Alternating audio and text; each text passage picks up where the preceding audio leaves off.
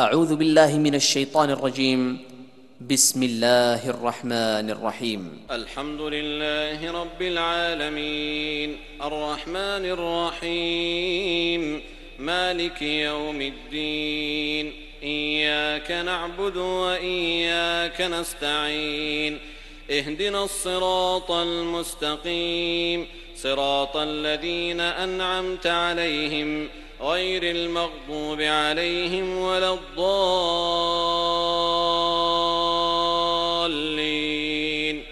آمين. إن الحمد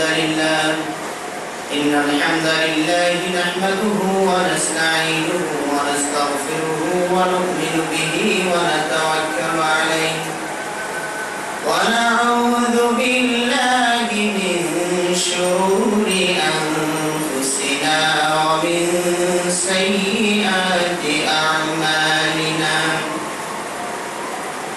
من يهده الله فلا مضل له ومن يضلل فلا هادي له وأشهد أن لا إله إلا الله وحده لا شريك له وأشهد أن محمدا عبده ورسوله أرسله بالحق بشيرا ونذيرا وداعيا إلى الله بإذنه وسراجا منيرا.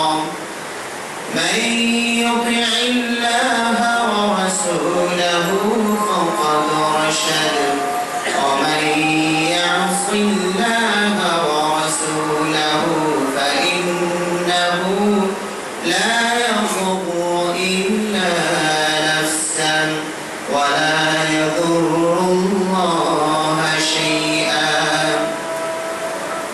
أما بعد فأعوذ بالله من الشيطان الرجيم.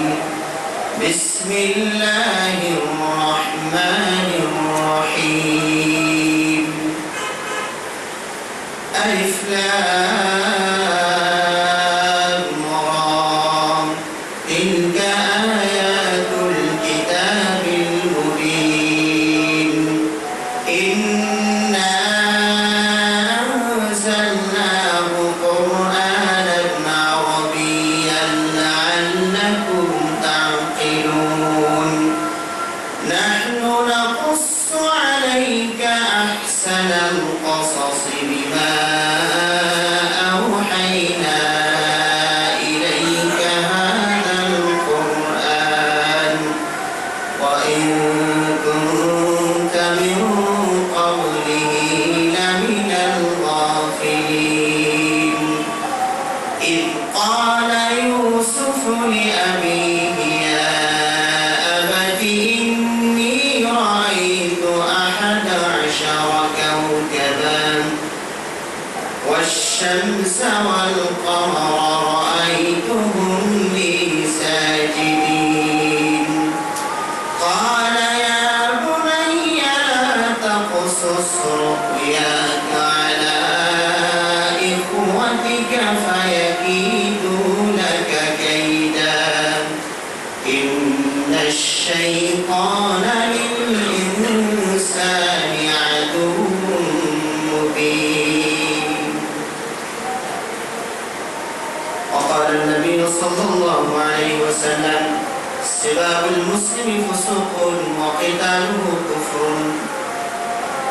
আলহামদুলিল্লাহ, সমস্ত প্রশংসা যাবতীয় গুণগান মহান আল্লাহ সুবহানাহু ওয়া তাআলার জন্য, যার অপার অনুগ্রহে এবং আশিস মেহেরবানিতে আজকে আমরা এই জামে মসজিদে সঠিক সময়ে সমবেত হতে পেরেছি। সে রব্বুল আলামিনের শুকরিয়া জানাই আলহামদুলিল্লাহ।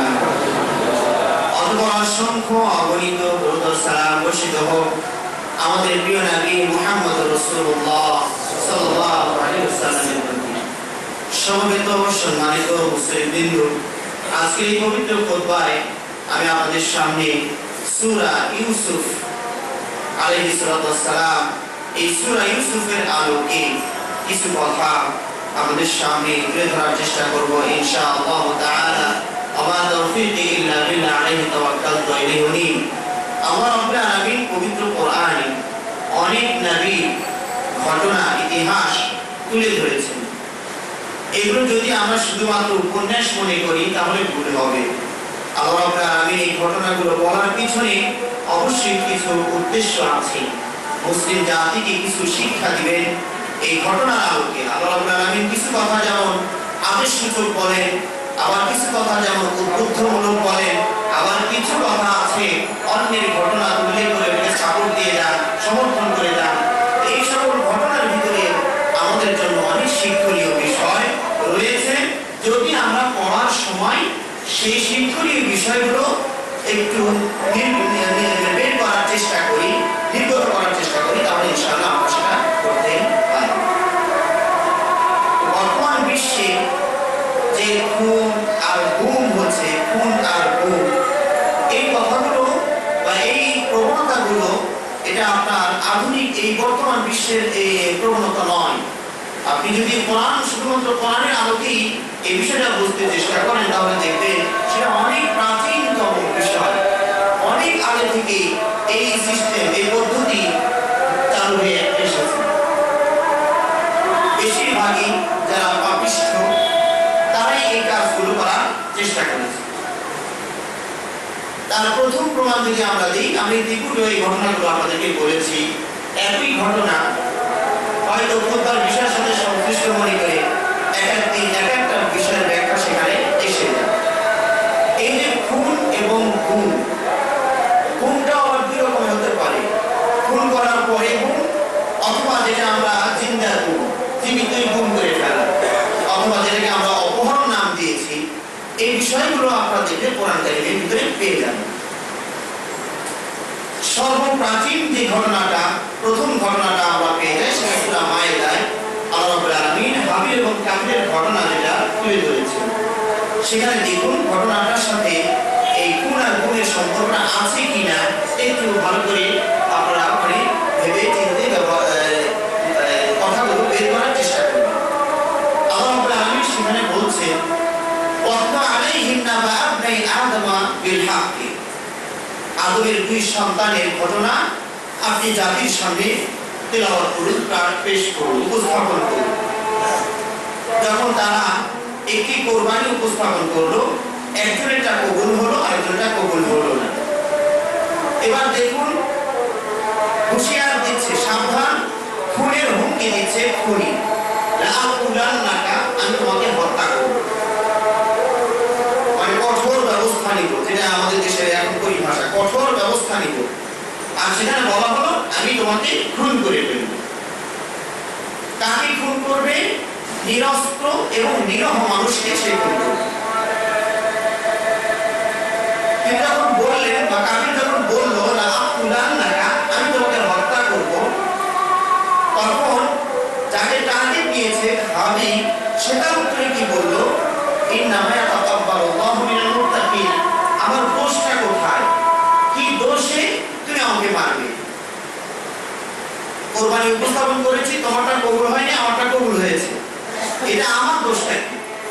আল্লাহ তো মুত্তাকি যে হয় তারটা কবুল করে। কিন্তু কাবিল কোন যুক্তি উপস্থাপন করলো না, দোষ থাক আর না থাক, সে হুমকি দিয়ে দিল আমি তোমাকে হত্যা করব। এই হত্যাটা হাবিল তিনি মেনে নিলেন। তিনি বলছেন যে লাইন বাসাতা ইলাইয়া যাকা লিতাকতুলানি মা আনা বিবাসতি ইয়াদি ইলাইকা লিআকতুলানি, তুমি যদি তোমার হস্তদ্বয় অস্ত্র সহ আমার দিকে সম্প্রসারিত করো হত্যার উদ্দেশ্যে, আমি আমার অস্ত্র তোমার দিকে বাড়াবো না, মানে আমি তো আমার হাতই তোমার দিকে বাড়াবো না, আমি ঠেকাবো না তোমার তলোয়ার। অস্ত্র তো থাকবেই না হাতে, শুধু হাতেও তোমাদের প্রতিরোধ করবো না। তার মানে এখান থেকে বোঝা গেল কি, হত্যাকারী হুমকি দিল, আর যাকে হুমকি দিল সে এটাকে সাদরে বরণ করে দিল, সমস্যা কি, তুমি হত্যা করবা।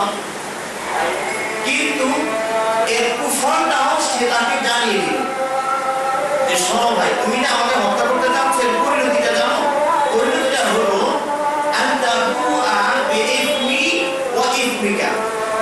আমার এবং তোমার গুনাহ তোমার ঘাড়ে কিন্তু চাপবে। তুমি হত্যার গুনাহ তো বহন করবেই, সাথে সাথে আমার যে গুনাহ জীবনে যা আছে সব কিন্তু তোমার ঘাড়ে গিয়ে চাপবে। এটা হলো খুনির লাভ আর কি। হয়তো দুনিয়াতে সে অন্য কোনো লাভবান হতে পারে, ক্ষমতায় থেকে যেতে পারে, অথবা ক্ষমতা পেয়ে যেতে পারে, এরকম হয়তো দুনিয়ার কোনো সুযোগ সুবিধা পেয়ে যেতে পারে, কিন্তু আখিরাতে তার ফলাফলটা কি? তার নিজের পাপ সহ নিহত ব্যক্তির যত পাপ আছে সব তাকে বহন করতে হবে। এরপরে হত্যা করতে চাইল সে নিজের প্রবৃত্তি কুপ্রবৃত্তি এর চাহিদা মেটাতে গিয়ে সে হত্যাই করে ফেলে।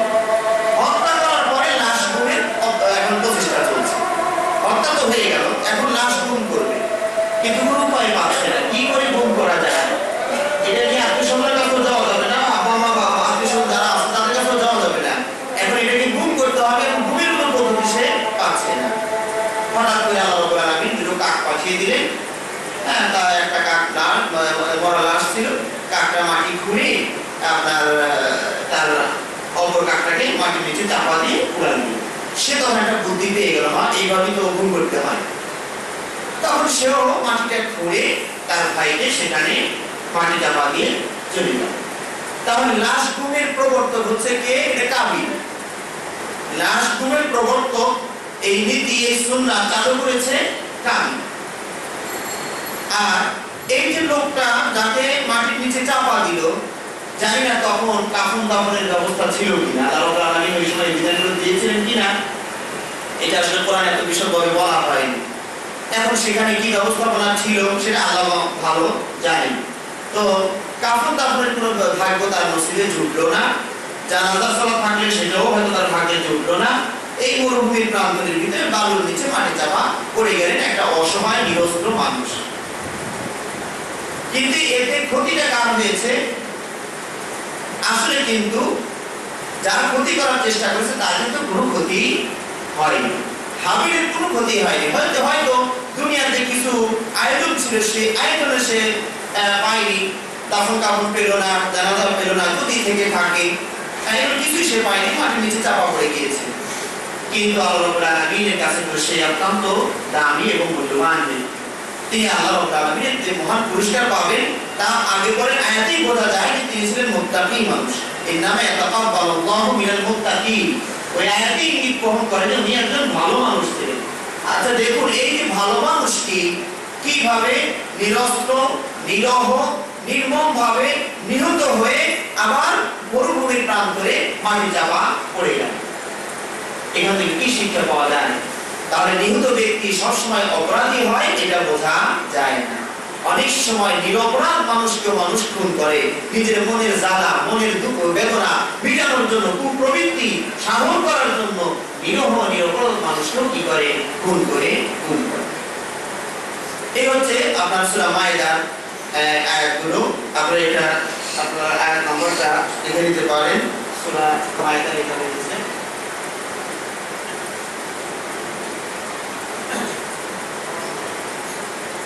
সূরা মায়েদা। এটা আপনার 27 নম্বর আয়াত থেকে প্রায় আপনার 31 নম্বর আয়াত পর্যন্ত এই ঘটনাটা তুলে ধরা হয়েছে। আপনারা ইনশাআল্লাহ সেখান থেকে দেখে নিন। আজকে আমরা যে বিষয়টা বলতে যাচ্ছিলাম সূরা ইউসুফের আলোকে কিছু কথা আপনাদের সামনে তুলে ধরার চেষ্টা করছি। এখানে দেখুন, এখানে হচ্ছে জিন্দা গুম হয়েছে, ওটা তো মরা গুম হলো। এখন জিন্দা গুম হওয়া, অপহরণ হওয়ার দলিল মানে এখানে পাওয়া যায়। এই ঘটনাগুলো যে ঘটে পৃথিবীতে ঘটতে পারে তার ঘটনা পাওয়া যায় ঈসা আলাইহিস সালামের ঘটনা। আসলে এই ঘটনাগুলো আপনারা তো সবাই মোটামুটি জানেন। আমি শুধু এখান থেকে কিছু মাসলা বের করার চেষ্টা করবো যে এই ঘটনা থেকে কি বোঝা গেল, এই ঘটনা থেকে কি বোঝা গেল। এইভাবে আমি কয়েকটি মাসআলা বের করার চেষ্টা করছি। আল্লাহ রাব্বুল আলামিন ঘটনাটা এবং এটাকে আহসানুল কসস বলেছেন। হ্যাঁ, নাহনু নাকুসসু আলাইকা আহসানুল কসস, আমি আপনার কাছে শ্রেষ্ঠ ঘটনা বলবো। তাহলে ইউসুফ আলাইহিস সালামের ঘটনাকে একটা শ্রেষ্ঠ ঘটনা হিসেবে কোরআন কারীম আল্লাহ রাব্বুল আলামিন স্বীকৃতি প্রদান করলেন। তাহলে এটা সর্বোচ্চ উৎকৃষ্ট একটি ঘটনা। আল্লাহ রাব্বুল আলামিন ঘটনাটা এখান থেকে এভাবে শুরু করেছেন, 7 নম্বর আয়াত থেকে শুরু করলেন। লাকাদ কানা ফি ইউসুফ ওয়া ইখওয়াতিহি আয়াতুল লিসাইলিন। ইউসুফ আলাইহিস সালাম এবং তার ভাইদের ভিতরে যে ঘটনা ঘটে গিয়েছে এটা জিজ্ঞেসকারীদের জন্য অবশ্যই নিদর্শন এবং শিক্ষণীয় বিষয় রয়েছে। إذ قالوا ليوسف وأخوه أحب إلى أبينا منا ونحن عصبة। তারা যখন এই ভাইরা সব ভাইরা তারা সলা পরামর্শ করলো এবং বাবাকে দোষী সাব্যস্ত করছে যে আমরা দেখছি ইউসুফ বাবার নিকটে সবচেয়ে প্রিয়, বাবা ওকে বেশি ভালোবাসে, অথচ আমরা একটা শক্তি, আমরা 10 ভাই, আমাদের শক্তি এখানে বেশি, ভালোবাসা বেশি পাওয়ার যোগ্য হচ্ছে আমরা, কিন্তু বাবা সেটা না করে ওই ইউসুফকে বেশি ভালোবাসে। তাহলে কি করতে হবে? এখন এইটা নিয়ে তারা সলা পরামর্শ বসলো এবং মত বিনিময়ও হলো সেখানে কি করা যায়। এখন সেটা যে বৈঠকই হোক তারা পরামর্শ করলো যে কি করা যায়। পরামর্শে কেউ বললেন তাকে আমরা হত্যা করে ফেলি, কেউ বললেন যে না হত্যা না করে কোনো কুয়ায় কূপে ফেলে দিই। এইভাবে মত বিনিময় হতে হতে সর্বশেষে তারা সিদ্ধান্তে পৌঁছলেন যে আমরা তাকে কুয়ায় ফেলে দেব, একবারে জানে মারবো না, মানে জিন্দা অপহরণ যেটা সেটা সে করবে। এবার বাবার কাছে গেলেন, কিন্তু বাবা তো তাদের বিশ্বাস পাচ্ছে না, আস্থা এদের ছেলের প্রতি আস্থা একটু কম। তো তারা সেখানে ছলনা নিজেকে হিতাকাঙ্ক্ষী হিতৈষী হিসাবে পরিচয় দিল এবং যুক্তি উপস্থাপন করলো যে আপা আপনি কেন আমাদেরকে ইউসুফের জন্য নিরাপদ মনে করেন না? আমরা তো ওর জন্য কল্যাণকামী, এইভাবে ঘরে বসে থাকলে তো চলবে না, ওকে আমাদের সাথে পাঠিয়ে দিন, আমাদের সাথে খেলাধুলা করবে, দৌড়াদৌড়ি করবে, আর আমরা তো বড় একটা গ্রুপ 10 ভাই, আমরা ওকে রক্ষণাবেক্ষণ করবো, দেখাশোনা করবো। কিন্তু ইউসুফ ইয়াকুব আলাইহিস সালাম শুধু একটা আশঙ্কা ব্যক্ত করে বললেন ইন্নী আখাফু আইয়াকুলাহু যিবু, আমার একটা আশঙ্কা হয় যে ওকে বাঘে খেয়ে ফেলবে। এখন এই কথা বলতে পারছেন না, তোমরাই ওকে মেরে ফেলতে পারো, তখন আরো বিগড়ে যেতে পারে। তিনি অন্য একটা আশঙ্কা ব্যক্ত করলেন যে হয় আমি আশঙ্কা করি যে তাকে একটা বাঘে খেয়ে ফেলবে। তারা এই যুক্তিটাকে খণ্ডন করে দিল। বাবা ওই কি বলে না, আমরা একটা শক্তিশালী বাহিনী থাকতে বাঘে খেয়ে ফেলবে, এটা হয় না, আমরা ওকে রক্ষণাবেক্ষণের চেষ্টা করব। তো বাবা তাদের কথার উপর আস্থা রেখে ইউসুফ আলাইহিস সালামকে তাদের হাতে দিয়ে দিল। তারা পরিকল্পনা অনুযায়ী পূর্ব পরিকল্পনা অনুযায়ী ইউসুফ আলাইহিস সালামকে কুয়ায় ফেলে দিল। এখন বাবাকে তো উত্তর দিতে হবে। এখন এখানে মিথ্যার যত আশ্রয় আছে, সংবাদ পরিবেশন আছে, সব তারা করা শুরু করবে। এখন বাবাকে আমরা কি বলবো? এবং কোরআনে বলছে ওয়াজাউ আইশাইয়াবকুন, সন্ধ্যাবেলা কাঁদতে কাঁদতে বাবার কাছে চলে আসছে। 10 ভাই কাঁদতে কাঁদতে চলে আসছে এবং বলছে ইয়া আবাকি, ইয়া আবা, হে আমাদের পিতা, আমরা একটু ইউসুফকে আমাদের মালামাল পাহারা দিতে দিয়ে একটু দৌড়াদৌড়ি করছিলাম, দৌড় প্রতিযোগিতা করছিলাম, কে ফার্স্ট হয়। এরই ভিতরেই ইউসুফকে বাঘে খেয়ে ফেলেছে। সাথে সাথে আরো আপনার ওয়াজাউ বিদামিন কাযিবিন, একটা পানি জামাতে মিথ্যা রক্ত ভরেও নিয়ে আসছে। এই দেখেন ইউসুফের গায়ে জামা, তার বাকি দিয়েছে তার রক্ত মাখা জামা। ছেলেরা বলছে বাবা আমরা সত্য হলেই বিশ্বাস করবেন না।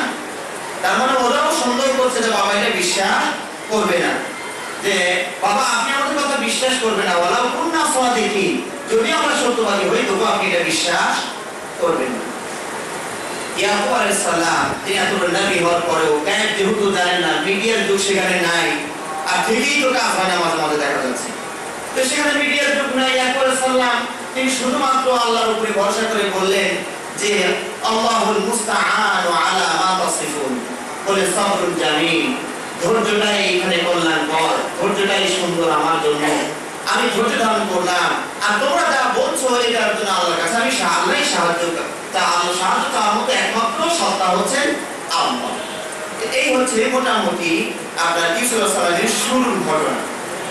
এই ঘটনায় আপনি যদি কিছু মাসলা বের করতে চান তাহলে দেখুন অনেকগুলো মাসলা এখানে পেয়ে যাবেন। তাই 1 নাম্বার হচ্ছে যে নবীর সন্তান হলেই ভালো হওয়ার নিশ্চয়তা পাওয়া যায় না, বা ভালো হলেই ছেলে ভালো হয়ে যাবে এখানে এটা পাওয়া যাচ্ছে না।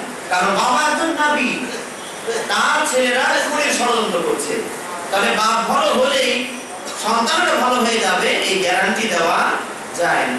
নূহ আলাইহিস সালাম ভালো ছিলেন, ছেলেটা ভালো ছিল না। আবার বাপ খারাপ হলেই, বাবা খারাপ হলেই ছেলে খারাপ হয়ে যাবে এটাও নিশ্চিত নয়।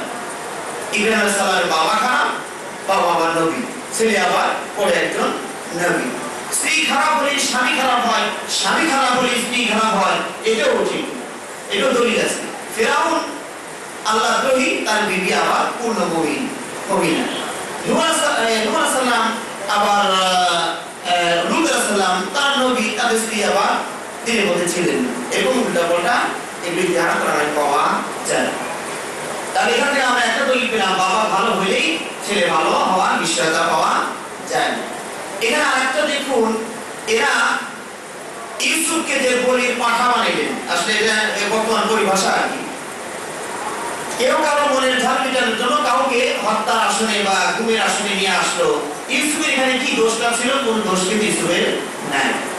তারা শুধু বাবাকে দোষ দিল যে বাবা ইউসুফকে বেশি ভালোবাসে, এগুলো বাবার দোষ।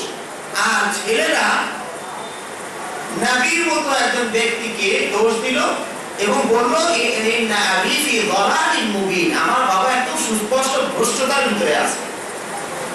কে মন্তব্যটা করছে? ছেলেরা বাবা সম্পর্কে মন্তব্য করছে যে আমাদের বাবা একটা ভ্রান্ত মানে পথভ্রষ্টের ভিতরে আছে।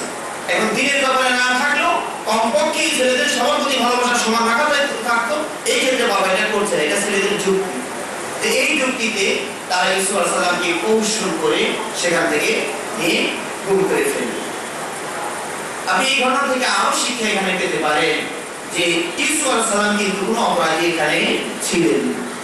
এত বড় একটা পরীক্ষা তার উপরে এসে গেল। ইউসুফ আলাইহিস সালাম কিন্তু নিরপরাধ ছিলেন এবং ইয়াকুব আলাইহিস সালাম আসলে কোনো দোষী না। তাদের পরিবারের উপরে কি একটা অশান্তি নেমে আসলো। ইয়াকুব আলাইহিস সালাম নবী, তিনি সন্তান একটা হারিয়ে ফেললেন। ইউসুফ আলাইহিস সালাম তিনি কুয়ায় পড়ে রইলেন। এই যে বিশাল একটা সমস্যা এই পরিবারের উপরে এসে গেল। আপনি দেখুন, যখন তারা কুয়ায় ফেলে দিয়েছিল, তারা এটা বুঝতে ভুল করেছিল যে কুয়ার আসলে মুখ একটা না, কুয়ার মুখ দুটা। একটা দিয়ে আলো বাতাস বের হয়, আর একটা দিয়ে পানি আসা যাওয়া করে। কুয়ার কিন্তু মুখ দুটা, এইটা তারা বুঝতে পারেনি। তো তারা কুয়ায় ফেলে দিয়েছে। আল্লাহ রাব্বুল আলামিন আবার আরেক মুখ দিয়ে আরেকভাবে উঠিয়ে তাকে মিশরের সিংহাসনে, মিশরের কাছাকাছি নিয়ে বসিয়ে দিল। এরপরে ঘটনা আপনারা সবাই জানেন যে কিভাবে ঘটনাগুলো সামনের দিকে অগ্রসর হচ্ছে। ইউসুফ আলাইহিস সালাম এত ফুটফুটে চেহারা, এত সুন্দর তার চেহারা। কোরআন হাদিসে বলা হয়েছে যে পৃথিবীর অর্ধেক সৌন্দর্যই ইউসুফ আলাইহিস সালামকে দেওয়া হয়েছে। পৃথিবীর অর্ধেক সৌন্দর্যই বালকটাকে দেওয়া হয়েছিল। এই বালকের চেহারা দেখলেও তো পাষাণে হৃদয় গলার কথা ছিল, কিন্তু এত সুন্দর ফুটফুটে চেহারার ছেলেটাকে এই জঙ্গলের ভিতরে, কুয়ার ভিতরে, গভীর কুয়াশা যেন উঠতে না পারে এরকম কুয়ার ভিতরে তাকে ফেলে দিল। একটু মায়াও এই ঘাতকদের দিনে হলো। একজন নিরপরাধ ছেলে, কোনো অপরাধ সে করেনি, সে তাদের গালে থাপ্পড় দেয়নি, তাদের গুলি করেনি, কিছুই করেনি। নিরপরাধ ছেলেটাকে কুয়ার ভিতরে ফেলে দিল। কিন্তু আল্লাহ রাব্বুল আলামিন সেখান থেকে কিভাবে তাকে উঠিয়ে নিয়ে এই অনেক দল যাচ্ছিলেন, তাদের বালতি পানি তোলার জন্য বালতি নামিয়ে দিয়েছিলেন, সেখানে উনি উঠে গেছে, বালতিতে ধরে ফেলছে। তারাও খুশি, এত সুন্দর মানে ছেলে সুন্দর, তারাও খুশি। এটা নিয়ে তারা চলে গেলেন সেই মিশর দেশে। সেখানে গিয়ে ইউসুফ আলাইহিস সালামকে বিক্রি করে দিলেন একদম সস্তা মূল্যে। এর জামানির বাক্সিন বলা হয়েছে, খুব চড়া মূল্য নাই, একদম মানে চিপ রেটে ইউসুফ আলাইহিস সালামকে বিক্রি করে দিলেন। তাহলে একজন নবী, অদূর ভবিষ্যতে যিনি একজন নবী হবে, তিনি একজন মানে মানে দাসে পরিণত হলেন, তাও বিনিময় হচ্ছে স্বল্প মূল্যের বিনিময়ে তিনি বিক্রি হয়ে গেলেন। যে বাড়িতে গেলেন তার তিনি ছিলেন ওদের মন্ত্রী, মিশরের মন্ত্রী। বিবিকে বললেন ছেলেটাকে তুমি ভালো করে দেখাশোনা করো, যত্ন করো, কিন্তু সেটাও আবার পরীক্ষায় পড়ে গেলেন, সেটা আবার চারিত্রিক পরীক্ষা এসে গেল। তো এখানেও দেখুন ইউসুফ আলাইহিস সালামকে এই নিরপরাধী কেমনে মানুষ বারবার মামলায় জড়ানোর চেষ্টা করে, এগুলো দলিল কিন্তু এখানে সবগুলো আছে। সম্পূর্ণ প্রচেষ্টা ছিল মন্ত্রী স্ত্রী, এখানে মন্ত্রী স্ত্রী এই যত মানে তার এই ঘটনার পুরো দোষটা ছিল কার? মন্ত্রী স্ত্রী। তো তিনি যখন দৌড় দিয়ে পালিয়ে যাচ্ছিলেন, গেট খোলার মাত্রই মন্ত্রী দরজার সামনে এসে গেছে, আর সঙ্গে সঙ্গে মন্ত্রী স্ত্রী পাড়ায় ঘুরিয়ে দিলেন। দেখেছেন আপনারা, আপনি কি লোককে বাড়িতে লালন পালন করেন যে আপনার স্ত্রীর সাথে খারাপ আচরণ করতে চায়? ইউসুফ আলাইহিস বলেন যে না, আমি তো কোনো অপরাধ করিনি, বরং ঘটনা তো এই। তো ওই তার ওই মন্ত্রীর স্ত্রীর পক্ষেরই একজন সাক্ষী দিল। আচ্ছা দেখুন ঘটনাটা দেখুন, তার জামা যদি সামনের দিকে ছেঁড়া থাকে তাহলে ইউসুফ দোষী, আর ইউসুফ আপনার স্ত্রী গায়ে হাত দিতে যাচ্ছিল আর ওই দিদি ঠেকানোর চেষ্টা করতেছে, জামা সামনের দিকে ছেড়ে দিয়েছে। আর যদি ইউসুফের জামা পিছন দিকে ছেড়ে যায় তাহলে আপনার স্ত্রী দোষী, ও পালাই দিয়েছিল, ও টেনে ধরেছে, জামা পিছন দিক থেকে ছেড়েছে। কিন্তু দেখা গেল যে জামা পিছন দিকেই ছেঁড়া। স্বামী বুঝে ফেললেন যে এটা এই ষড়যন্ত্র, কিন্তু তারপরও মান সম্মানের খাতিরে এখন দোষী ইউসুফকে সাব্যস্ত করতে হলো, যার কারণে এই ইউসুফকে আবার জেলেও পাঠানো হইল। তাহলে এখন দেখুন, অপরাধ করে একজন, জেল খাটে আর একজন। এই নীতি সেই যুগ থেকে চলে আসতেছে, সেই ইসলামের যুগ থেকে চলে আসে। অপরাধ করে একজন, জেল খাটে আর একজন। ইসলাম নিরপরাধ নির্দোষ তাকে কেমনে কেমনে মামলায় মোকদ্দমায় জড়িয়ে দিয়ে ওনারা জেলে পাঠিয়ে দিল। কিন্তু ইসলাম জেলে গিয়েও তো আল্লাহরে ভুলে যান নাই, জেলে গিয়েও দাওয়াতি কাজ করার নাই, ওখানে দাওয়াতি কাজ শুরু করলেন। ওনার সাথে আরো দুইজন জেলে গেলেন, তাদের মধ্যে দাওয়াতি কাজ করছেন। তারা একটা স্বপ্ন দেখলো, স্বপ্নের ব্যাখ্যা আমার কাছে জানতে চাইলেন। বলে হ্যাঁ, তোমাদের স্বপ্নের ব্যাখ্যা আমি বলে দিব। বলি ওই খাবার আসার আগেই তোমাদেরকে আমি এই স্বপ্নের ব্যাখ্যা বলে দিব। বলে তিনি দাওয়াতি কাজ শুরু করলেন। আর বাবু মুতাফাররিকুনা খায়রুন আমিল্লাহ, অনেক আল্লাহই ভালো, এক আল্লাহই ভালো। তাহলে জেলের ভিতরে গিয়েও তাওহীদের দিকে দাওয়া দিচ্ছে। যা ঘটনা এখানে আস্তে আস্তে স্বপ্নের কথাটাও বলে ফেলেন। একজন স্বপ্ন দেখলো যে সে রাজাকে মদ পান করাচ্ছে, আর একজন দেখলো যে তার মাথার উপরে রুটি পাখি ঠুকরে ঠুকরে খাচ্ছে। ইউসুফ বুঝে ফেলেছেন ঘটনাটা কি হবে, আল্লাহ তাকে স্বপ্নের ব্যাখ্যা বোঝার যোগ্যতা দিয়েছিলেন। তো তিনি আর সরাসরি না বলে অস্পষ্ট করে বললেন, তোমাদের একজনকে ছেড়ে দেওয়া হবে আর একজনকে হত্যা করা হবে এবং ফেলে দেওয়া হবে, তার পাখির বস্তু পাখি ঠুকরে ঠুকরে খাবে। আর ইউসুফ যাকে বুঝতে পেরেছিলেন যে এই মুক্তি পাবে, তাকে বলেছিলেন যে এই ঘটনা আমি যে ব্যাখ্যা দিলাম, এই ব্যাখ্যার ফলাফল যদি এটা হয়, তুমি এই ঘটনাটা শাসককে একটু বলিও, রাজাকে একটু বলিও, যেন আমার মুখে একটু দয়া হয়ে কমপক্ষে আমাকে এখান থেকে মুক্তি বের করার চেষ্টা করে। কিন্তু আল্লাহর ইচ্ছা, ওই যে ছেলেটি মুক্তি পেল, সে আবার শয়তান তাকে ভুলিয়েও দিল। এই কথাটা রাজাকে বলতে সেও ভুলে গেছে, বললো না। ইউসুফ আরো কিছুদিন জেলে থাকলেন। কোরআনের ভাষায় বলা হয়েছে, তাতে বোঝা যায় 3 থেকে প্রায় 9 বছর পর্যন্ত তিনি জেলে ছিলেন। 3 থেকে 9 বছর পর্যন্ত জেলে থাকলেন, কোনো অপরাধ নাই তার, নিরপরাধ মানুষ জেলে এরকমভাবে পড়ে থাকে। এবার রাজা একটা স্বপ্ন দেখেছেন। তিনি দেখছেন যে 7টা মোটা তাজা গরুকে 7টা চিকন গরু খেয়ে ফেলে, হ্যাংলা পাতলা গরু খেয়ে ফেলে। 1 বছর মানে ধান খুব মোটা তাজা হয়েছে, পরে আবার দেখা যায় যে মানে 1 বছর দেখা যায় যে খুব দুর্ভিক্ষের মতো মনে হচ্ছে।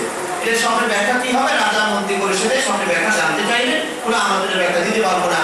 তখন ওই যে মুক্তি পাওয়া ছেলেটা মনে পড়ে গেছে, ও ইউসুফ না আমার স্বপ্নের ব্যাখ্যা করে দিয়েছিল, তাহলে এটা ওনাকে বললে ওনার সমাধান পাওয়া যেতে পারে, এই বলার মনে হয়েছে। সে দৌড়ে গিয়ে ইউসুফ আসলামের কাছে ব্যাখ্যা জানতে চাইল। ইউসুফ আসলাম ব্যাখ্যা বলে দিলেন, যে অর্থ হইল তোমাদের 7 বছর খুব সুশান্তি আসবে, পরে 7 বছর খুব দুর্ভিক্ষ আসবে। সুতরাং তোমরা কি করবে, 7 বছর যা উৎপন্ন হবে তা তোমরা সংরক্ষণ করবে, যার যেটুকু প্রয়োজন ওইটুকুই চাউল করে খাওয়া দাওয়া করবে, আর বাকিটুকু শীষের ভিতরেই রেখে দিবে, পরে 7 বছর যেন চলতে পারে এইভাবে। বাদশাহ তাবিরকে শুনে খুব খুশি হলেন, কথা রাখো হয়ে ঢুকেছিলেন, তাকে নিয়ে আসো, ভালো লোক হয়ে যায়। কিন্তু ইউসুফ আলাইহিসসালাম কে যখন বলা হলো যে বাদশাহ রাজা আপনাকে ডাকে, আমাদের মতো লোক হলে তাড়াতাড়ি সাড়া দিতাম, উনি সাড়া দিলেন, বলছেন না, আমাকে নিরপরাধ ঘোষণা না করার পর্যন্ত আমি জেল থেকে বের হব, আমাকে কেন এখানে ঢুকানো হইল এইটা আগে বলতে হবে। ওই এমনি এভাবে ডাকে, যারা আমার বিরুদ্ধে অপবাদ দিয়েছে আমি নাকি দোষী, এটাকে প্রমাণ করে যে আমি দোষী না নির্দোষী। যদি দোষী হলে আমি এখানে থাকবো, অসুবিধা নেই, আর দোষী না হলে ওটা প্রমাণ আমাকে এখানে বের করবেন। উনি বের হতে চাইলেন না। মেয়েগুলোকে ডাকলেন, কি ব্যাপার? কয় না, উনি এই ব্যাপারে খুবই কুতুর্বল, তোমরা কোনো দোষী, দোষটা আসলে সব আমাদের। ওনারা স্বীকার করলেন। তখন ইসলাম নির্দোষ হওয়ার মুক্ত প্রমাণিত হওয়ার পরই তিনি জেলখানা থেকে বেরিয়ে আসলেন। তাকে আপনার মন্ত্রীর আসনে বসানো হলো, খাদ্যমন্ত্রী, এবং উনি কিছুটা চেয়েই নিলেন, বলে যে আমাকে আপনার খাদ্যমন্ত্রী বানান। তো কারণ উনি এই বিষয়টা ভালো বুঝতে পারবেন, এই জন্য দায়িত্বটা নেবেন। এবার দেখুন ঘটনার শেষের দিকে এসে কি হচ্ছে, সেই ইয়াকুব ইসলামের এলাকায় আবার দুর্ভিক্ষ দেখা দিয়েছে। এরা খাদ্যের জন্য 10 ভাই ইউসুফের ওখানে যাচ্ছে। সেই কুয়ার পরে ইউসুফের ওখানে বসা, আর এই ঘাতক 10 ভাই ইউসুফ ইসলামের কাছে খাদ্যের জন্য যাচ্ছে। এখন বলুন কি ওরা চিনতে পারেনি যে ইউসুফ?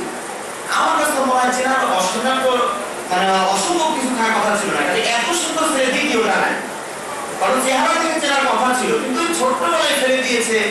আর তাদের কল্পনাটা আসেই নেই কোনোদিন যে সে আবার মন্ত্রী হয়ে এখানে বসে থাকবে, এই কল্পনাই তাদের ব্রেনে কোনোদিন আসে, যার কারণে তারা বুঝতে পারেনি যে এটা ইউসুফ। ইউসুফ আসলাম তাদের সাথে সুন্দর আচরণ করলেন, দুর্বল বুঝতেও দিলেন না যে আমি ইউসুফ। তার সাথে সুন্দর আচরণ করলেন এবং তাদের সাথে কুশল বিনিময় করলেন, তোমরা কয় ভাই, কি অবস্থা, সম্পূর্ণ বিষয় জানলেন। আর জানতে পারলেন ওর নাকি একটা ভাই আছে, এটা শিশু জানেই সব, কিন্তু ওদের কাছ থেকে জানার চেষ্টা করল। এবার বললেন যা টাকা দিয়েছে তার চেয়ে মাল বেশি দিবে, 1 কেজি 1 টাকাতে 1 কেজি পাওয়া গেলে 2 কেজি দিয়েছে, মানে বেশি করে দিয়েছে তাদের মনকে আকর্ষণ করার জন্য। এরপরে আবার ব্যবস্থাপনা যারা মেপে দিয়েছিলেন তাদেরকে বললেন ওদের যে মাল আমার টাকা পয়সা যেটা দিল ওরা, ওইটা ওদের মালের ভিতরে ঢুকিয়ে দিও, ওইটা আমার দরকার নেই, ওইটা ওদের ভিতরে মালের ভিতরে ওদের অজান্তেই ভিতরে ঢুকিয়ে দিও। এরা আর শর্ত হলো যে আগামী বছর তোমাদের নাকি একটা ভাই আছে বললাম, ওকেও সাথে নিয়ে আসবা, সাথে নিয়ে আসলে আমরা তোমাকে আরো বেশি হাতিয়ে উপলব্ধ দেওয়ার চেষ্টা করবো। আর যদি ওকে না নিয়ে আসো তাহলে তোমাদেরকে আর এখানে খাদ্য দেওয়া হবে। এরা বাড়িতে গিয়ে খুব খুশি যে এত সুন্দর শাসক কোনোদিন আমরা দেখি নাই, খুব সুন্দর ব্যবহার, তার সুন্দর অমায়িক। সুতরাং আব্বা মানে বস্তা খোলার আগেই প্রস্তাব, আব্বা আগামী কিন্তু আপনার বনিয়ামিকেও পাঠাইতে হবে, না পাঠালে আমাদেরকে তো খাদ্য দিবে না, উনি বলে দিয়েছে। তো বাবা এক বলেন মোমেন কি এক কাজে 2 বার পা দেয়, যেটা একবারই নেয়, কথা আমাদের বলা হয়। কিন্তু এবার বস্তা খুলে দেখলো যে খাবারটাও যে তারা যে মূল্য দিয়েছিল সেই মূল্যটাও ফেরত দেওয়া হয়েছে। এটা আমার বাবার সামনে ঘুরে দেখে আরো খুশি, দেখছেন বাবা আব্বা কত লোক ভালো, আপনি আমরা কিনেছি সে টাকাটাও আমাদের ফেরত দিয়েছে, তাদের লোক খুবই ভালো, কাজে আপনাকে ছেলে পাঠিয়ে হবে। বাবা আর পাঠাবে না, একটাকে পাঠিয়ে বলছে একটাকে তোমরা আমার নিরাপত্তা দেওনি, আবার তার ভাইকে নিয়ে যাবে, এটা আমি দিব না। তার শপথ খেয়ে নিল। কিন্তু ইয়াকুব আসলাম যখন তাদের কাছে শপথ দিয়ে দেয়, আল্লাহ শপথ করে বলো তাকে না নিয়ে তোমরা দেশে ফিরবা, ওই তোমরা সবাই আটকা পড়ে যাবা, তাহলে তোমরা সবাই থাকবা, আর যদি মানে আসতে পারো তাহলে সবাই এখানে আসতে হবে আমার কাছে, না হলে আমি দিব না। তারা আল্লাহ তাদের শপথ খেয়ে। এবার 11 ভাই ওই ইসু আসলাম দরবারে চলে গেল, সেখানে গিয়ে ইসু আসলাম তাদের পরামর্শ করে একটু বনিয়ামিনকে আলাদা করে ব্যবস্থাপনা করার জন্য তাকে ভিতরে ডেকে নিলেন, এবং ভিতরে গিয়ে ওই আপন ভাই যেটা ওকে পরিচয় দিয়ে দিলেন, তোমার কোনো ভয় নেই, আমি সেই ইউসুফ, আমি তোমার ভাই ইউসুফ, তবে ঘটনা বেশি বলাবলির দরকার নাই, হ্যাঁ আমি যেভাবে করতে চাই তুমি শুধু চুপচাপ যেভাবে থাকো এইভাবে থাকো। এখন মালামাল বোঝাই হয়ে গেছে। মালামাল বোঝাই হয়ে যাওয়ার পরে এখন কৌশল, কেউ করে কূট কৌশল, কেউ করে সৎ কৌশল। আর কি ইউসুফ আসলামের কৌশলগুলো মানে সৎ কৌশল ছিল, কিন্তু সেগুলোকে এখন আমরা কূট কৌশল হিসাবে ব্যবহার করি, এটা আপনারা এখানে দেখবেন। ইউসুফ আসলাম নির্দেশ দিয়ে দিলেন যে ওই তার যে ভাইকে আটকানোর চিন্তা ভাবনা করছে, এখন দোষ না হলে তো ধরা যায় না, আটকানো যায় না, ছেলে দিতে হলে একটা দোষ বের করতে হয়, আটকাইতে হলে একটা দোষ দিতে হয়, আর দোষ তো আর নাই বোঝায় যাচ্ছে, এখন একটা দোষী সাব্যস্ত করতে হবে। তাহলে কি করো, ওর যে বস্তাটা থাকবে, যে বস্তাটা ওর উঠে থাকবে, ওই বস্তার উপরে রাজার যে একটা পেয়ালা ওটা ঢুকিয়ে দেবে, সোনার পেয়ালা বা যে দামি একটা পেয়ালা ঢুকিয়ে দেবে। এবার সব রসপত্র নিয়ে 11 বাজে যাত্রা শুরু করেছে, পিছন থেকে ডাক, এই শোনো শোনো শোনো শোনো, তোমরা চুরি করেছো, আমাদের রাজার এই পেয়ালা পাওয়া যাচ্ছে না। না আমরা তো চোর না, আমরা তো চোর না, আমরা ভালো মানুষ, আমরা দেখছেন আমরা এখানে এসেছি ভালো মানুষ হিসাবে, আমরা চোর হলাম কি? আপনি যদি এটা পাওয়া যায় তখন বলছে কি যে যার ভিতরে পাওয়া যাবে পাওয়া যাবে সেই ওর শাস্তি ভোগ করবে। মানে ওকে আপনারা রেখে দিবেন, আমাদের কোনো আপত্তি থাকবে না। তারা 11 ভাই বলে ফেলবে।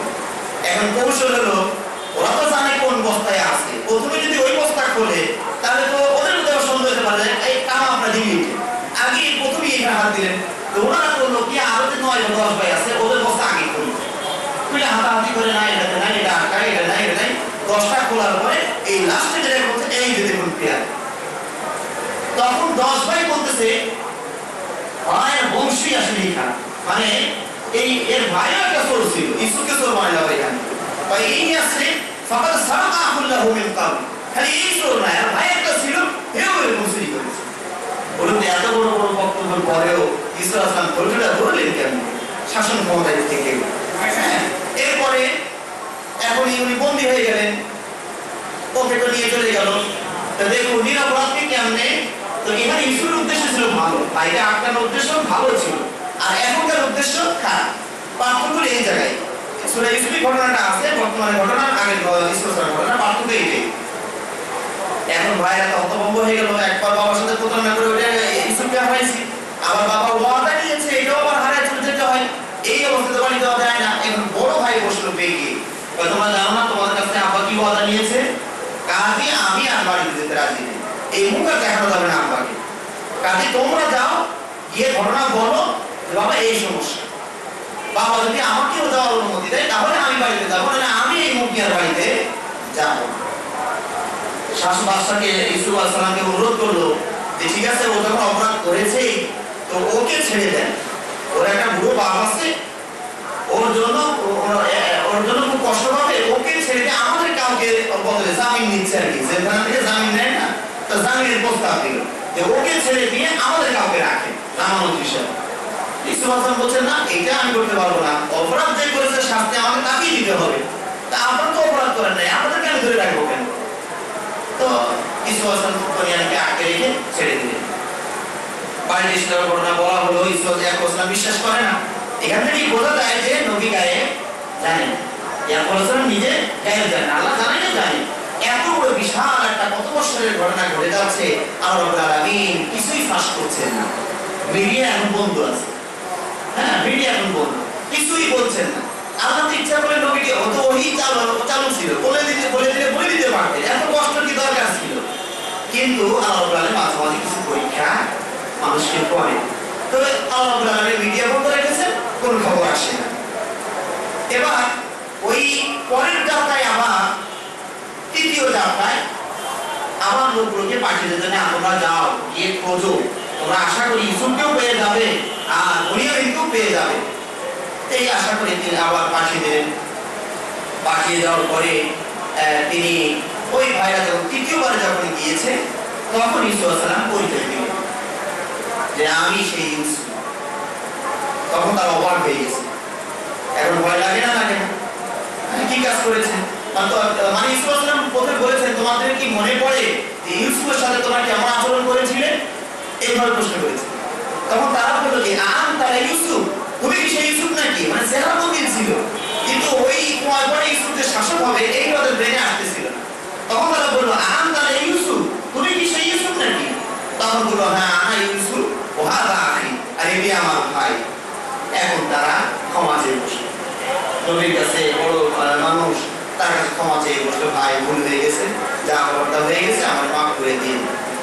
ইউসুফ আলাইহিস সালাম দয়াশীল ছিলেন, তিনিও তাদেরকে মাফ করে দিলেন যে যা তোমরা করেছো তোমাদেরকে মাফ। এখন কি করা যায়? এখন তুমি বাড়ি যাও, বাড়িতে গিয়ে আব্বাকে সপরিবারে তোমরা এখানে তাকে নিয়ে আসো। ইউসুফ আলাইহিস সালাম এবার প্রতিমধ্যে যখন যাত্রা শুরু করেন, ইউসুফ আলাইহিস সালাম তার গায়ের জামাটা দিয়ে দিলেন, যাতে করে আব্বা বোঝে যে এটা ইউসুফেরই জামা। এবং ইউসুফ আলাইহিস সালাম ইয়াকুব আলাইহিস সালাম কিন্তু কাঁদতে কাঁদতে তার চোখগুলো বন্ধ হয়ে গেছে।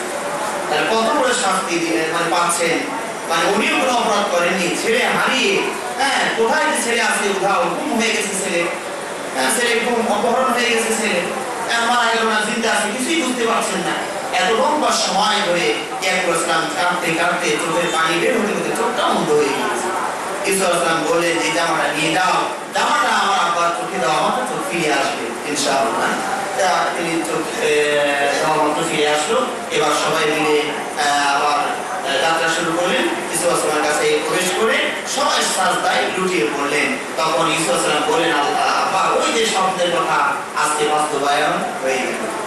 যে স্বপ্নের কথা বলার কারণে এত দুঃখ কষ্টের ভিতরে আমাকে আপনাকে চলতে হয়েছে, সহ্য করতে হয়েছে, সেই স্বপ্ন আজকে বাস্তবায়ন হয়ে গেল। তো এই যে ঘটনাগুলো দেখুন যে ইউসুফ আলাইহিস বুনিয়ামিনকে যেভাবে আটকালেন, বুনিয়ামিনের কিন্তু কোনো দোষ ছিল না, সেখানে নির্দোষকে কিভাবে আটকালেন কৌশল করে। কিন্তু ইউসুফ আলাইহিস কৌশল ছিল ন্যায়সঙ্গত। তিনি তাদের সাথে বিশ্বাসঘাতকতা করার জন্য কৌশল করেননি, যেটা এখন আমরা করে থাকি।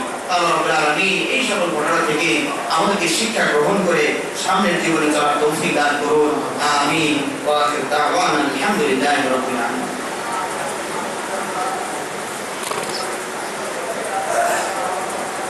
إن الحمد لله وحده والصلاة والسلام على من لا نبي بعده وعلى آله وأصحابه ومن تبعهم بإحسان إلى يوم الدين. أما بعد، فإن خير الحديث كتاب الله وخير الهدي هدي محمد صلى الله عليه وسلم وشر الأمور محدثاتها وكل محدثة بدعة وكل بدعة ضلالة وكل ضلالة في النار. عباد الله رحمكم الله، إن الله يأمركم بأمر بدأ بنفسه فقال في محكم تنزيله إن الله وملائكته يصلون على النبي يا أيها الذين آمنوا صلوا عليه وسلموا تسليما. اللهم صل على محمد وعلى آل محمد كما صليت على إبراهيم وعلى آل إبراهيم إنك حميد مجيد. اللهم أعز الإسلام والمسلمين، اللهم أعز الإسلام والمسلمين، اللهم أعز الإسلام والمسلمين، واغفر الكفرة والفجرة واليهود والمشركين. اللهم لعن الملحدين، اللهم لعن الملحدين، اللهم لعن الملحدين، اللهم لعن من خذل الدين، اللهم لعن من خذل الدين، اللهم لعن من خذل الدين، اللهم لعن الظالمين، اللهم لعن الظالمين، اللهم انصرنا والمسلمين، اللهم انصرنا والمسلمين في كل مكان. رب العالمين আমাদের দেশ সহ সারা দেশে আনাচে কানাচে মুসলিমরা যেখানেই বসবাস করছে তাদেরকে শান্তিতে রাখুন। আল্লাহ রাব্বুল আলামিন আমাদের সহ সারা বিশ্বে যেখানে মুসলিমরা নির্যাতিত হচ্ছে তাদেরকে আপনি গায়েবী মদদ দিয়ে সাহায্য করুন। আল্লাহ রাব্বুল আলামিন বিভিন্ন দেশে মুসলিমরা নানাভাবে নির্যাতিত হচ্ছে, আল্লাহ রাব্বুল আলামিন মুসলিমদেরকে সাহায্য সহযোগিতা করার তৌফিক দান করুন। আল্লাহ রাব্বুল আলামিন মুসলিমদেরকে ঈমানি দিক থেকে শক্তিশালী হওয়ার তৌফিক দান করুন। আল্লাহ রাব্বুল আলামিন আমাদের মাঝে অনেক অসুস্থ আছেন, আল্লাহ রাব্বুল আলামিন আমাদেরকে সুস্থতা দান করুন। আল্লাহ রাব্বুল আলামিন আমাদের ব্যবসা বাণিজ্যে বরকত দিয়ে দিন। অনেকে বাবা মা আত্মীয়স্বজন মারা গিয়েছেন, আল্লাহ রাব্বুল আলামিন তাদের কবর আযাবকে মাফ করে দিন। আল্লাহ রাব্বুল আলামিন আমাদের আত্মীয়স্বজনদের কবর আযাবকে মাফ করে দিন। যে সকল অপরাধের কারণে তারা শাস্তি পাওয়ার যোগ্যতা অর্জন করেছে ওই সকল শাস্তি থেকে আল্লাহ আমাদেরকে, ওই সকল অপরাধ থেকে আল্লাহ রাব্বুল আলামিন আমাদেরকে হেফাজতে রাখুন। আল্লাহ রাব্বুল আলামিন আমাদের পিতা মাতাকে শান্তিতে রাখুন, সন্তান সন্ততিকে শান্তিতে রাখুন, স্ত্রী পুত্র কন্যা সবাইকে আল্লাহ শান্তিতে রাখুন, ঈমানের অবস্থায় বহাল রাখুন। سبحان ربك رب العزة عما يصفون وسلام على المرسلين والحمد لله رب العالمين.